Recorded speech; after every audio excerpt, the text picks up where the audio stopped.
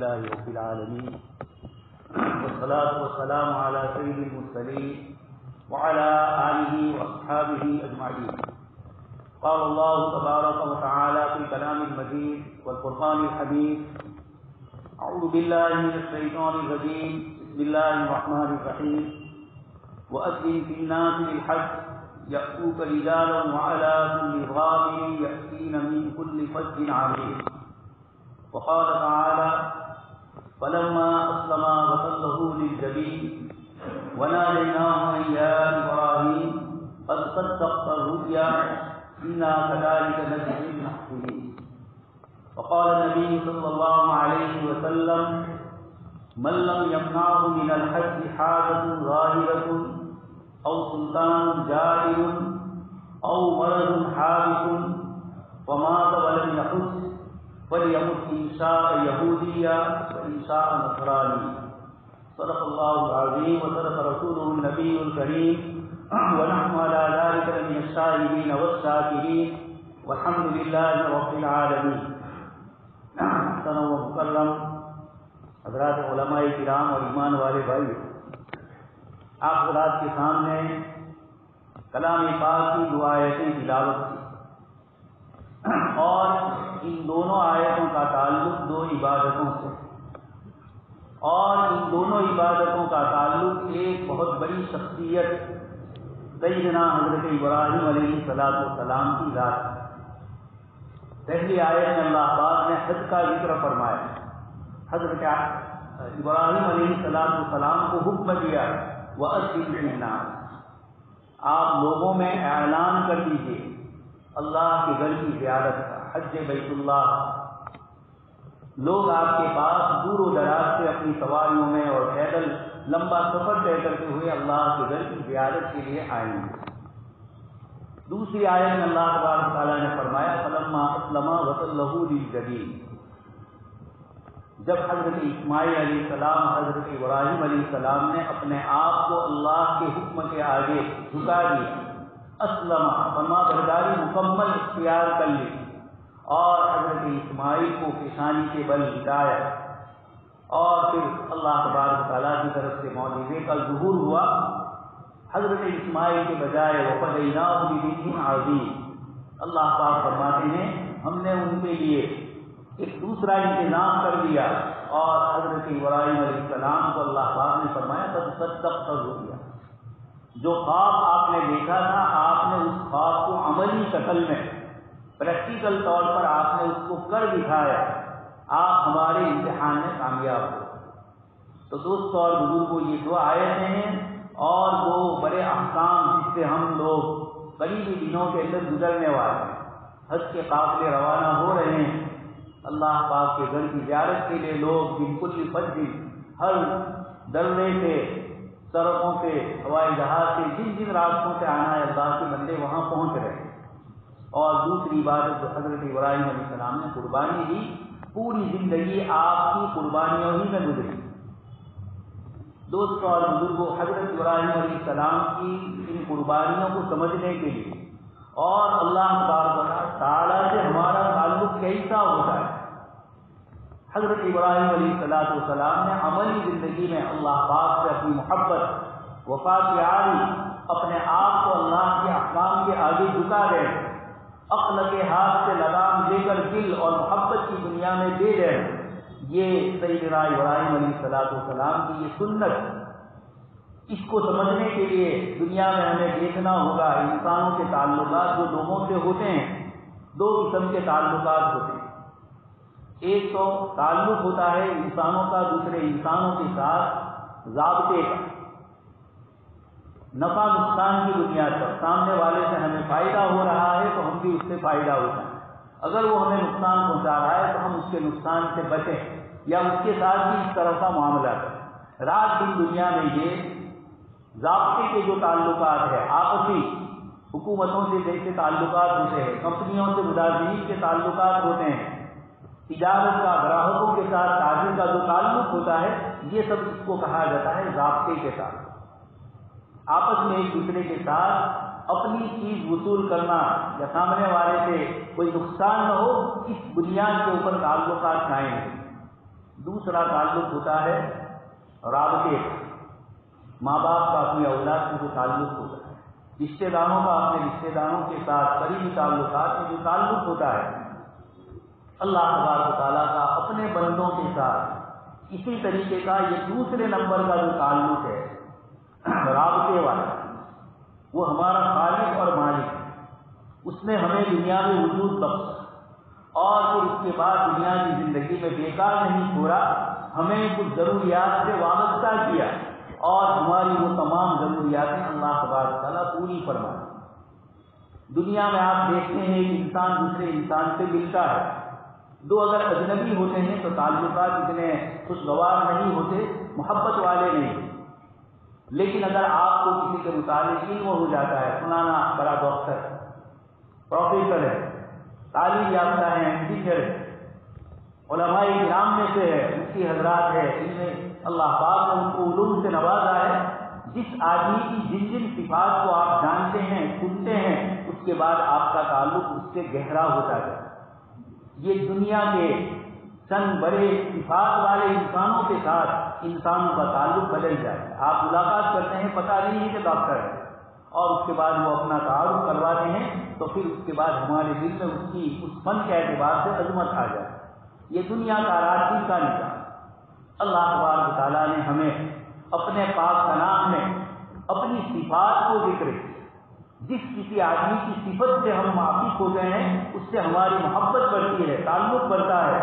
اللہ تبارک و تعالیٰ کی ذات عالی، اس نے فرمایا ساری صفات کا میں مرکز ہوں، لیس کمثلہ شیء، اس کی صفات کے برابر کوئی نہیں پہنچ سکتا۔ کلام پاک میں اللہ پاک نے کثرت سے اپنی صفات کو ذکر فرمایا، اپنی طاقت اور قوت کو بتلایا، اپنے عذاب کو بتلایا تو اپنی جزا اور انعامات کو بھی بتلایا۔ اس نے یہ اعلان فرمایا کہ یہ پورا آسمان و زمین کا نظام، ملکوت السماوات والارض، یہ سارا نظام اللہ پاک فرماتے ہیں میرے تحت تصرف میں ہے، میرے اختیار میں ہے۔ وَعِندَهُ مَفَاتِحُ الْغَيْبِ لَا يَعْلَمُهَا إِلَّا هُوَ، غیب کی ساری چیزیں وہی جانتا ہے، اس کے علاوہ کوئی نہیں جانتا۔ کائنات میں کیا ہو رہا ہے اللہ تبارک تعالیٰ فرماتے ہیں مَا يَفْتَحِ اللَّهُ لِلنَّاسِ مِن رَحْمَةٍ فَلَا مُمْسِكَ لَهَا، اللہ پاک جب کسی کو کوئی رحمت عنایت فرمانا چاہے تو کائنات کی کوئی طاقت اس کو روک نہیں سکتی، اور اگر اللہ پاک کسی کو ضرر اور نقصان پہنچانا چاہے تو کائنات کی کوئی طاقت اس کو روک نہیں سکتی۔ اللہ پاک نے فرمایا کہ زمین میرے قبضے میں، والارض جميعا قبضتها والسماوات مطویات بیمینی، اور آسمان بھی میرے قبضے اور قدرت کے اندر، کائنات کا کوئی ذرہ اللہ پاک کی اجازت کے بغیر ہل نہیں سکتا ہے۔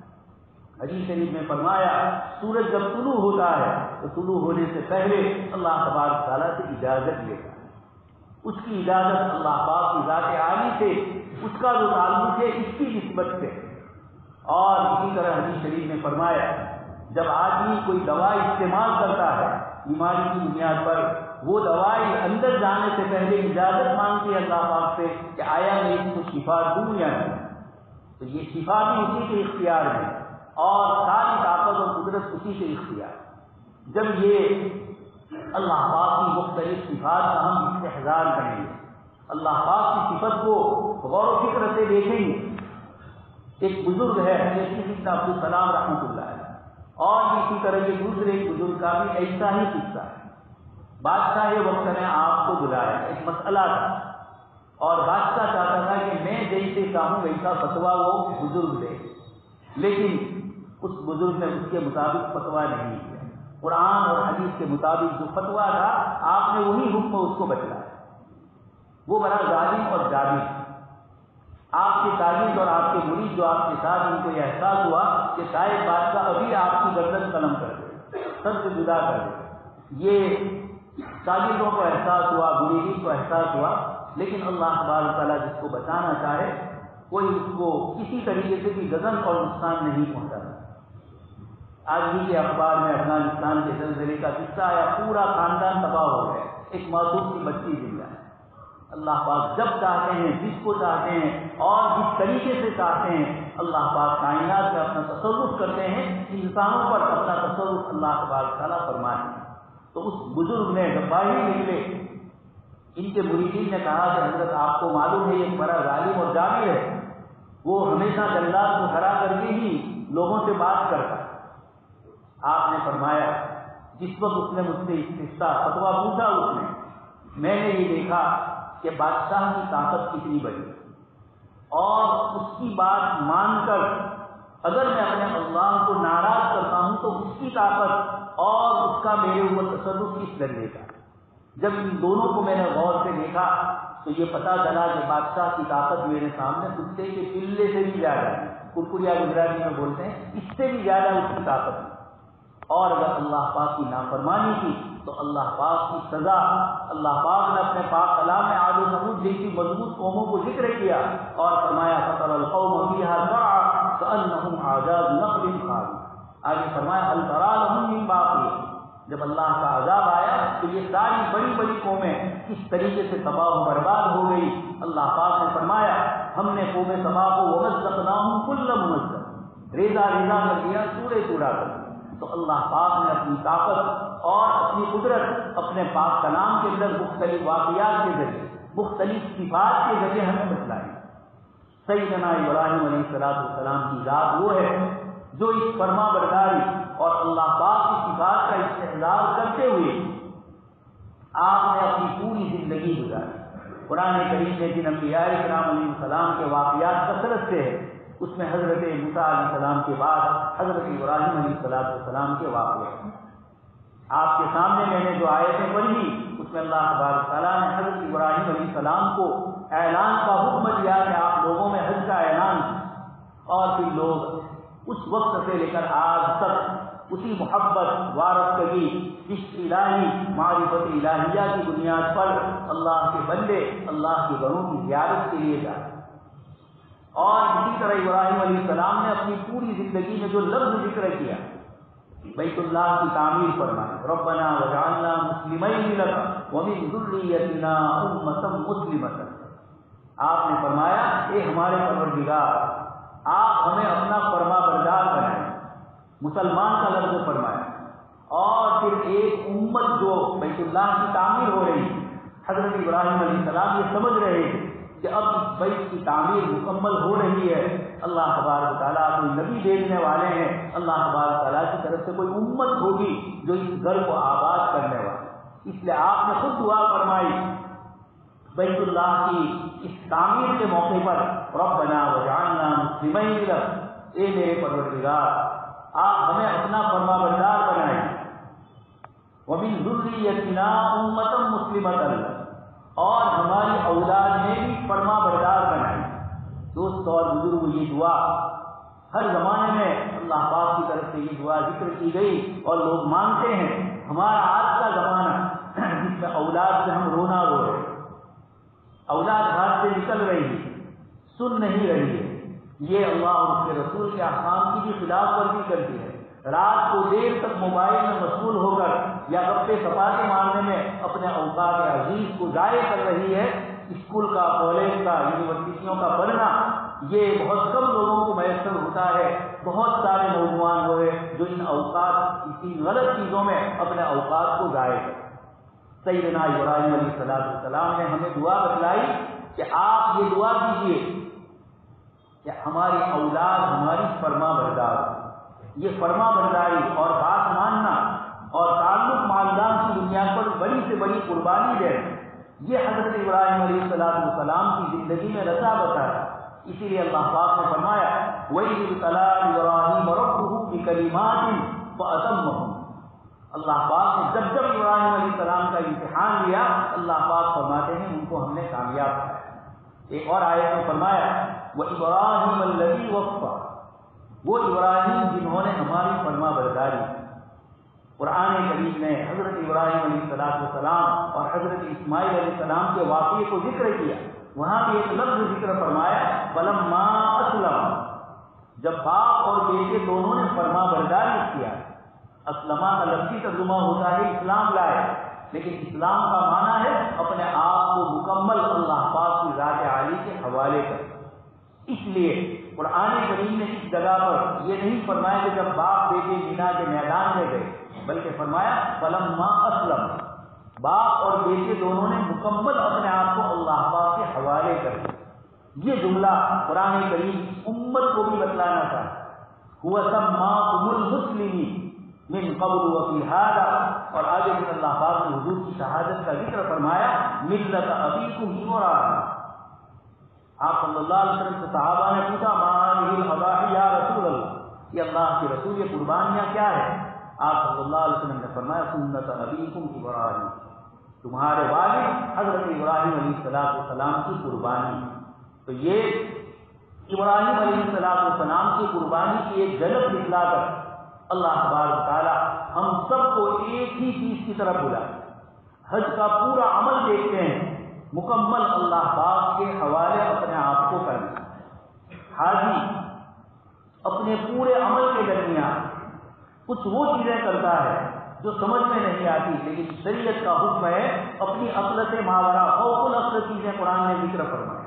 حج کے اندر ارکان اس طرح کے ادا ہو، لیکن حاجی کے لیے قرآن کریم نے اور جناب نبی اکرم صلی اللہ علیہ وسلم نے جو صفات ذکر فرمائی اس میں یہی چیز ہے کہ یہ اپنے آپ کو مکمل اللہ پاک کے حوالے کرنے کا، یہ دو عبادتیں آ رہی ہے۔ اللہ تبارک تعالیٰ ہمیں اس کے لیے اللہ پاک نے جن جن عبادتوں کو کہ وہ احکم الحاکمین، وہ سارے فیصلہ کرنے والوں میں سب سے بہتر فیصلہ کرنے والے اور حکم دینے والے وہ ارحم الراحمین ہیں۔ اس لیے اللہ تبارک تعالیٰ نے ہمیں کہا کہ جب تم اپنے آپ کو ایک اللہ کے حوالے کر دو، اپنی زندگی کے اعمال میں، اپنی عبادتوں میں، اپنے معاملات میں، اپنے عقائد میں، اپنی سماجی اور سوسائٹی کی زندگی میں، پرائیویٹ لائف کے اندر اور سوشل زندگی کے اندر، تجارت میں، اخلاقیات کے اندر، ان تمام چیزوں میں اپنے آپ کو حوالے کر دینا ہے اللہ پاک۔ تجارت ناجائز بھی مل رہی ہے، زیادہ روپیہ اس پر مل رہا ہے، سودی نظام پر وہ مشتمل ہے اور ہمیں نفع نظر آ رہا ہے۔ ایسا کاروبار اور ایسی تجارت ہے جس سے اللہ اور اس کے رسول ناراض ہوتے ہیں، ایسے موقع پر یہ اللہ تبارک تعالیٰ نے فرمایا ان الذین آمنوا وعملوا الصالحات سیجعل لهم الرحمن ودا، جو لوگ ایمان لائے اور اعمال صالحہ کیے اللہ تبارک تعالیٰ فرماتے ہیں ان کے لیے اللہ پاک نے محبت ڈالی۔ اللہ پاک کی طرف سے محبت جب آ جاتی ہے تو ابراہیم علیہ السلام اپنا امتحان پورا کرتے ہیں اور فوراً اللہ پاک کی طرف سے اعلان ہوتا ہے قد صدقت، اور پھر غیبی طور پر اللہ پاک کی طرف سے دمبا آتا ہے، اس کو ذبح کیا جاتا ہے اور ہمیں اس کے ذریعے سبق دلایا جاتا ہے کہ حضرت ابراہیم علیہ السلام نے توحید کے لیے اللہ پاک کی فرما برداری کے لیے کس کس طریقے سے امتحانات دی۔ قرآن کریم نے ذکر فرمایا نمرود کے ساتھ آپ کے واقعے کو، اس نے کہا میں بھی مردوں کو زندہ کرتا ہوں اور میں بھی موت دیتا ہوں۔ ابراہیم علیہ السلام سمجھ گئے کہ یہ موت اور حیات کی حقیقت نہیں جانتا، ایک بے قصور کو قتل کر دینا اور قصوروار کو چھوڑ دینا اس کو حیات اور موت نہیں ہے، یہ ظلم کہا جاتا ہے۔ اس نے کہا میں بھی مردوں کو زندہ کرتا ہوں، وحی و امید۔ حضرت ابراہیم علیہ السلام سمجھ گئے کہ یہ عقل کا اتنا بارگاہ ہے کہ اس کو یہ بات سمجھ میں نہیں آ رہی ہے کہ زندگی اور موت کس کو کہتے، تو آپ نے فوراً ایک دوسری دلیل پیش کی۔ حضرت ابراہیم علیہ السلام نے فرمایا فإن اللہ یأتی بالشمس من المشرق فأت بها من المغرب، کہ میرا پروردگار روزانہ مشرق سے سورج کو طلوع کرتا ہے۔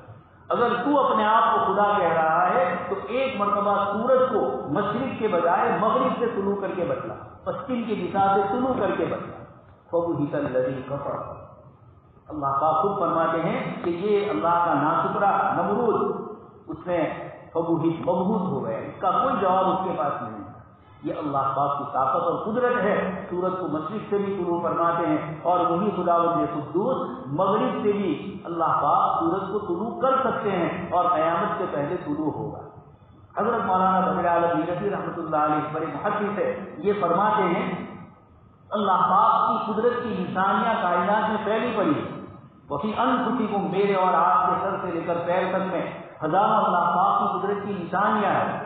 سائنس روزانہ اس کو کھول رہی ہے، آنکھوں میں دیکھنے کا عمل کس طرح ہو رہا ہے، کان سے کیسے ہم سن رہے ہیں، یہ ساری قوتیں اور طاقتیں اللہ اخرجکم من بطون امہاتکم، ماؤں کے پیٹ سے جب ہمیں پیدا فرمایا لا تعلمون شیئا، کچھ نہیں جانتے.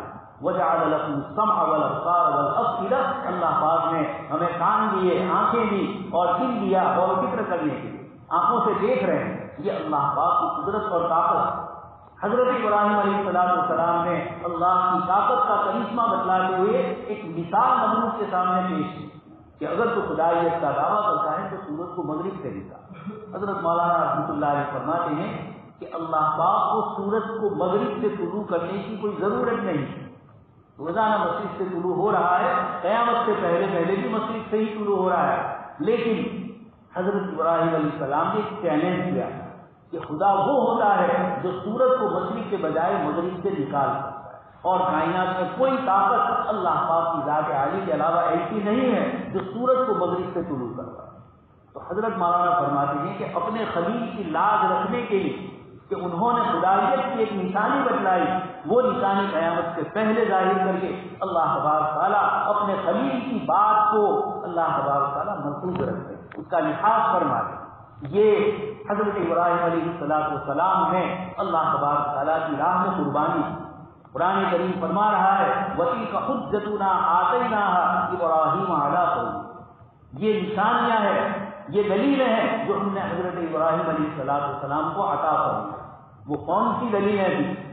اس سے پہلے 7ویں پارے میں اس آیت سے پہلے اللہ پاک نے ستارے کا تذکرہ کیا, چاند کا ذکر کیا, اور پھر اس کے بعد سورج کا ذکر کیا.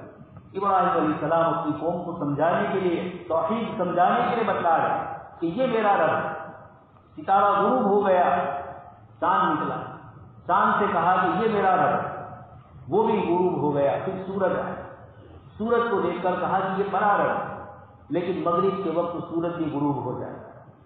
اللہ کے رسول صلی اللہ علیہ وسلم فرماتے ہیں کہ اللہ تبارک تعالیٰ نے یہ جو سورج گرہن, چاند گرہن یہ جو رکھے ہوئے ہیں, یہ اپنی قدرت کی نشانیاں بتلائی. زلزلہ اللہ پاک نے اپنی قدرت کی موت کی نشانی کے لیے اللہ تبارک تعالیٰ نے دنیا میں بتلایا کہ سائنس ہزاروں ترقی کرے, لیکن آج تک کس جگہ پر کب زلزلہ آئے گا قطعی طور پر اس کو کوئی نہیں بتلا. سائنس فیل ہے اس سے. یہ اللہ پاک نے زلزلے کی نشانیاں قیامت کی نشانی کے طور پر فرمائی کہ دنیا میں یہ زلزلہ آتا ہے اور 1 سیکنڈ پہلے انسانوں کو علم نہیں ہوتا, بعد میں سب کچھ بتلاتے ہیں اس نے اسکیل کا آیا, فلانی جگہ اس کا مرکز تھا جہاں سے زمین پھٹی اور وہاں سے ہلنا ہوا, لیکن اس کے ہونے سے پہلے نہیں بتلایا. یہ چیلنج اللہ پاک نے اپنی قدرت کی کچھ چیزوں کو بتلایا انسان کو کہ خدا کیا ہو. تو حضرت ابراہیم علیہ السلام کے اس جملے کی لاج رکھتے ہوئے اللہ تبارک تعالیٰ سورج کو مغرب سے طلوع فرمائے. دوست اور بزرگ, پورا قرآن کریم اللہ پاک کی محبت اور معرفت سے بھرا ہوا ہے. اللہ پاک اپنی مختلف صفات کو ذکر کرتے ہیں. انبیاء کرام علیہ السلام نے انہی صفات کی روشنی میں اللہ تبارک تعالیٰ کی پہچان حاصل کی اور اللہ تبارک تعالیٰ سے عشق اور محبت کا وہ تعلق رکھا. حضرت یوسف علیہ السلام کی پوری زندگی کہاں, ایک حاجی حج کے لیے جب جاتا ہے اللہ تبارک تعالیٰ اس کے پاس وہ اعمال کرواتے ہیں جو بظاہر اس کی سمجھ کے بارے. کچھ عبادتیں وہ ہیں جو سمجھ میں آتی ہیں, کچھ ارکان وہ ہوتے ہیں جو عقل سے سمجھ میں آتے ہیں, لیکن محبت کی دنیا عقل کی غلام نہیں ہوتی ہے. محبت کی دنیا میں عقل کی لگام عقل سے لے کر دل کے حوالے کیا ہے.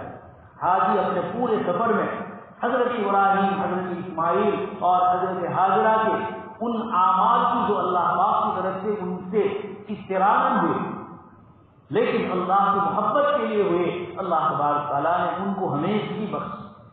اب اپنی محبت کا اظہار 5 وقت کی نمازوں کے ذریعے ہوتا ہے. اپنی صلاۃ الذکر, اللہ پاک فرماتے ہیں نماز قائم کیجیے میری یاد ہے. تو نماز کی محبت اللہ پاک سے قریب کرنے کی, اسی لیے دن کے مختلف اوقات میں نماز فرض فرمائے. ہمارا یہ جو دل ہے یصلیھا حیث یشاء, اللہ تبارک تعالیٰ فرماتے ہیں اللہ پاک اس کو جس طریقے سے بھی چاہتے ہیں اس قلب کو کھلا دیتے ہیں. کبھی عبادت کی توفیق کی طرف دل مائل ہوتا ہے اور کبھی گناہوں کی طرف انسان کا دل چلا جاتا ہے. ان قلوب العباد بین اصبع الرحمن, آپ صلی اللہ علیہ وسلم فرماتے ہیں بندوں کے قلوب رحمان کے 2 انگلیوں کے درمیان. اللہ پاک اس کی حقیقت جانتے ہیں. یہ اللہ تبارک تعالیٰ نے قدرت اور طاقت اپنی بتائی. حضرت شاہ عبد القادر جیلانی رحمۃ اللہ علیہ, آپ کا یہ فرمان ہے کہ جب نیکی کی طرف تمہارا دل چاہے فوراً کر لو. ہو سکتا ہے 2 4 منٹ کے بعد شیطان غلط وسوسہ ڈالے اور اس نیک عمل سے بھی ہم محروم ہو جائیں. اس لیے جب تلاوت کی توفیق ہوئی ہو اپنے آپ کو فوراً قرآن کریم کی تلاوت میں مشغول کرنا چاہیے. نماز کی توفیق ہوئی, اللہ تبارک تعالیٰ نماز میں لگاتے ہیں, شیطانی وسوسوں سے بچتے ہوئے اپنے آپ کو اپنے اللہ کے سامنے حاضر کریں. ایک مومن کو نماز کے ذریعے معراج نصیب ہوتی ہے, اور یہ وہ عبادت اور تحفہ ہے جو اوپر سے جناب نبی اکرم صلی اللہ علیہ وسلم کو بلا کر دیا گیا. وحی کے ذریعے نہیں, اوپر تشریف لے گئے اور وہاں سے 5 نمازیں آپ صلی اللہ علیہ وسلم پر فرض. تو ایک مومن نماز کے ذریعے اپنی محبت کا اظہار کر کے اللہ پاک سے قریب ہوتا ہے. روزوں کے اندر اپنے آپ کو بھوکا رکھ کر اور اللہ کے غریب اور مسکین بندوں کا احساس کرتے ہوئے اللہ پاک کی طرف سے روزے فرض کی.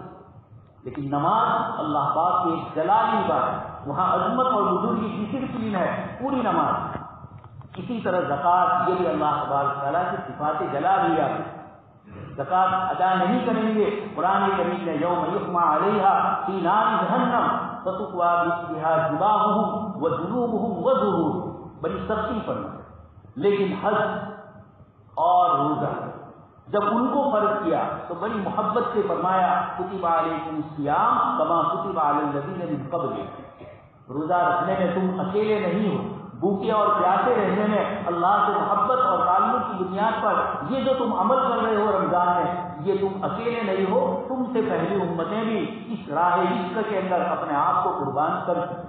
اپنے کھانے پینے, اپنی ضروریات اور اپنی خواہشات کو قربان کر کے یہ روزے کے ذریعے بھی بندہ اللہ سے قرب اور نزدیکی حاصل کرے. نماز روزانہ اس کو اور تقویت دیتی ہے. روزہ اسی طریقے سے زکوٰۃ ادا کر کے مال کی محبت دل سے نکالی جاتی ہے, اور حرام کمائی سے روکنے کی ایک مشق ہے کہ جب میری حلال کمائی کا 2.5% میں اللہ کی راہ میں دوں گا تو پھر میں اس کمائی کو حرام طریقے سے کیوں کروں. یہ زکوٰۃ کا فلسفہ ہے. زکوٰۃ کی یہ فہم ہے کہ بندے کو دنیا کی جو محبت اس کے دل میں, 2 بڑی محبتوں نے انسانوں کو گمراہ کر دیا. ایک ہے حب ذات, اپنا مرتبہ, اپنا منصب, میں بڑا ہوں, تکبر, بطن و ریاء. اللہ پاک نے ابو جہل کے متعلق کہا تکبر کے ساتھ اتراتے ہوئے آ رہا ہے. اللہ تبارک تعالیٰ نے پھر اس کو جو کچھ اللہ پاک کی طرف سے کرنا تھا فرمایا, اور غزوہ بدر کو یوم الفرقان کرنا ہے. بتلانا مجھے یہ ہے کہ حاجی کو حج کی یہ کیفیت ہے جو نماز کے ذریعے حاصل ہوئی, روزے کے ذریعے محبت حاصل ہوئی, مال اللہ کی راہ میں دے کر دنوں میں اللہ پاک کی طرف سے طہارت ہوتی. خذ من اموالہم صدقۃ تطہرہم وتزکیہم بہا. آپ صلی اللہ علیہ وسلم کو حکم ہو رہا ہے صحابہ کرام سے زکوٰۃ کو وصول کیجیے. یہ زکوٰۃ کی ادائیگی ان کے دلوں کی صفائی کے لیے, محبت دنیا کی نکل جائے. تو نماز کے ذریعے حب جان کو ختم کیا. یہ پیشانی جو کسی کے آگے جھکتی نہیں ہے, زمین نیاز اللہ پاک ذات عالی کے سامنے سجداریز ہوتی ہے. اور حدیث شریف میں فرمایا جب بندہ سجدے میں ہوتا ہے, اقرب ما یکون العبد, بندہ اللہ پاک سے سب سے زیادہ قریب اس وقت ہوتا ہے جب اس سجدے کی حالت میں. تو دوستوں اور بزرگوں, یہ دونوں عبادتوں کے ذریعے مومن کے دل میں اب طلب پیدا ہوئی کہ میں اپنے اللہ کی اس محبت کا اظہار اپنے اعضاء سے, اپنے قول سے, اپنی زبان سے کیسے کروں. حضرت امام غزالی رحمۃ اللہ علیہ فرماتے ہیں کہ حج بیت اللہ اور اللہ کے گھر کی زیارت, یہ در حقیقت اس محبت کو اس مرحلے تک پہنچانا ہے کہ جہاں وہ اپنی محبت کا اظہار کر سکے, بیت اللہ کے پردوں سے کھینچے, بیت اللہ کو دیکھے, اور اللہ تبارک تعالیٰ کی جو رحمتیں اس پر نازل ہو رہی ان رحمتوں کو اپنے لیے اس کا فائدہ ہو. اللہ پاک نے عقل کے ہاتھ سے لگام لے لی. زندگی بھر جو لوگ اپنی نمازوں کی پابندی کرتے ہیں, اب وقت کے اندر نماز پڑھتے ہیں, لیکن اس کو کہا گیا کہ ظہر اور عصر کو ایک ساتھ, شرائط کے ساتھ. دوسرا مغرب اور عشاء کی نماز. جو اب لوگ وقت پر نماز پڑھنے کے عادی اور پابند ہیں, آج کے دن کہا گیا کہ چاہے عرفات کے میدان میں ابھی تمہیں دعائیں مانگی اور مغرب کی اذان ہو رہی ہے عرفات میں تو سن رہا ہے, لیکن ابھی ہمارا حکم ماننا ہے, ابھی نماز نہیں پڑھنی ہے, مزدلفہ جا کر مغرب اور عشاء کو ساتھ میں پڑھیں. یہ ہے محبت کی وہ دنیا. رات دن دنیا میں آپ محبت کی داستانیں سنے ہیں, اس کا سب سے بڑا پرتو شاہجہاں کا تاج محل کی شکل میں ہے. یہ ایک مخلوق کی مخلوق سے محبت کی کا اظہار اور اس کی نمائش ہے. اللہ تبارک تعالیٰ حج اور قربانی کے ذریعے ہمیں وہ محبت اور تعلق کا اظہار کروانا چاہتے ہیں جو اللہ تبارک تعالیٰ کی ذات عالی کے ساتھ وابستہ ہوتا ہے۔ اس لیے وجعلنا مسلمین، حج بھی اور ابراہیم علیہ السلام کی پوری زندگی مجھے اور آپ کو یہ کہہ رہی ہے کہ وجعلنا مسلمین، ہم اللہ کے فرما بردار بندے بن جائیں۔ جانور پر چھری چلانا آسان ہے، اپنی خواہشات پر چھری چلانا مشکل ہے۔ آپ کا دل کہہ رہا ہے فلانے رشتے دار سے تعلق قطع کروں، وہ آئے تو نہ ملوں اس سے، لیکن اللہ تبارک تعالیٰ فرماتے ہیں کہ جو ابتدا بھی سلام کرے گا وہ تکبر سے پاک ہو جائے، نہیں بول رہے دو آدمی اور آپ پہلے سے سلام کر رہے ہیں۔ یہ محبتیں، یہ تعلقات اللہ تبارک تعالیٰ نے اپنی طرف سے ہمیں عنایت فرمائے، اس لیے آنے والے دنوں کی ہم قدر کریں اور پوری زندگی دنیا میں ہر چیز قربانی مانگتی ہے۔ آپ سب حضرات جانتے ہیں تجارت والا کتنی محنت کر رہا ہے، کاشتکار کتنی محنت کر رہا ہے، یہ سب دنیا بنی کے لیے، چند روزہ زندگی کے لیے۔ مولانا روح فرماتے ہیں عشق مولا کے کم از لیلا ہوا بحر دستن اولاد، لیلا کی محبت دنیا اور دنیا کی عورتوں کی محبت، اس کے لیے کیا کیا قربانیاں دی گئی، تو مولا کی محبت، اللہ پاک کی ذات عالی کی محبت میں قربانی نہ ہو۔ دوستوں اور بزرگوں، اللہ تبارک تعالیٰ سے دعا ہے کہ اللہ تبارک تعالیٰ ہم سب کو بھی اپنا فرما بردار بن جائے، ہماری اولاد کو بھی اللہ کا فرما بردار اور ساتھ میں ہمارا فرما بردار بنائے۔ آمین